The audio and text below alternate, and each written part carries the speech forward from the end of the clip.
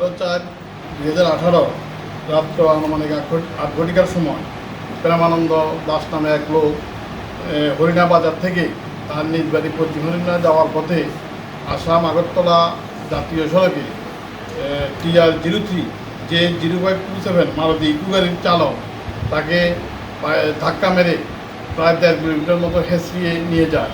1.5 kilometre নিয়ে যাওয়ার পরে ওকে ফেলে দিয়ে চলে যায়।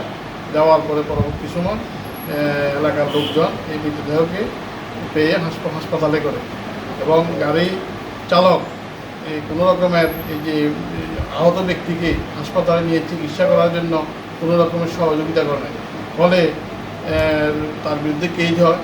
গাড়ির চালকের নাম ছিল মুক্তার হোসেন। আদালতে মামলা হওয়ার পরে পুলিশ তদন্ত করে চার্জশিট প্রেরণ করে 17 জন সাক্ষীর সাক্ষ্যবাক্য আদালতে গ্রহণ করা হয়।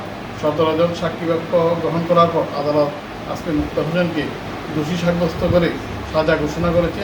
তাকে 304 পার্ট 2-তে 3 বছরের সাজা এবং অন্যান্য ধারা আরও কম বেশি সাজা দিয়েছে। সবগুলো মিলিয়ে একসঙ্গে 3 বছর তার সাজা এবং সে 196 দিন জেল হাজতে ছিল। এগুলি তার পুরো এই 3 বছর থেকে তার জেল থেকে বাদ যাবে।